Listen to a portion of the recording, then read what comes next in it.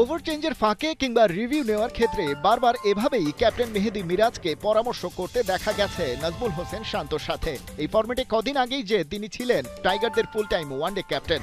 মিরাজ তো মানুষটাই এমন, যদি তুমি আকেলমান হও তবে তোমার কথা শুনবো। ক্যাপ্টেন্সির ইগো নেই, আর শান্তর সাথে সেই বয়সভিত্তিক পর্যায় থেকেই তো বন্ধুত্ব, যেটা আজও রয়েছে বহাল তবিয়তে। শান্তর সাথে সলা পরামর্শ করে মেহেদী মিরাজ মিডল ওভারে টানা স্পিন অ্যাটাক চালিয়ে গেছেন ওয়েস্ট ইন্ডিজ ব্যাটারদের। উইকেট থেকেও মিলেছে সাহায্য। কামিনী ডি সিলভা গেছেন, টনি হেমিং এসেছেন, বদলে গেছে মিরপুরের উইকেটের রং, সেটা এখন কমপ্লিট ব্ল্যাক। তবে সেই উইকেটের আচরণ বদলায়নি এক চুল। এখানে ব্যাট করাটাই যেন ক্যারিবিয়ানদের জন্য হয়ে উঠেছে শাস্তি, আর সেখানে জল্লাদের ভূমিকায় মূলত রিশাদ হোসেন।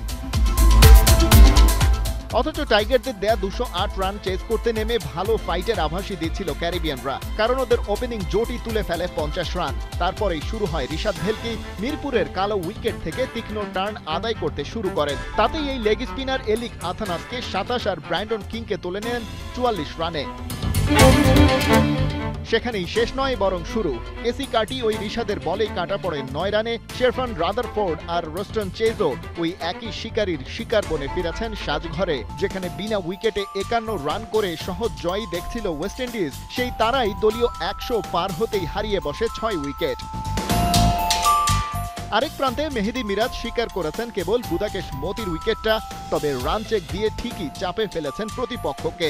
10 ওভার বোলিং করে তিনি রান দিয়েছেন মোটে 16, ওভার প্রতি 1.5 রানের মতো। সেটাকেও ক্যাপ্টেন্স নক হয়তো বলাই যায়। শেষ বেলায় আরেক স্পিনার তানভীর ইসলাম একটা আর মুস্তাফিজ জোড়া উইকেট শিকার করে বাংলাদেশের জয়টা এগিয়ে এনেছেন কেবল।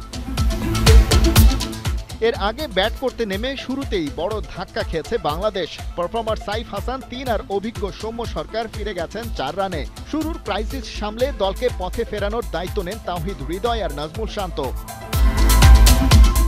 তবে দুজনের জুটি খুব বেশি লম্বা হয়নি। ওদের 120 বলে 71 রানের পার্টনারশিপ ভাঙে শান্তর আউটে। টাইগারদের সাবেক ওয়ানডে কাপ্তান ফিরেছেন ব্যক্তিগত 32 রানে। 50 পেয়েছেন হৃদয়, তবে সমর্থকদের হৃদয় ভেঙেছেন 51 রানে ফিরে।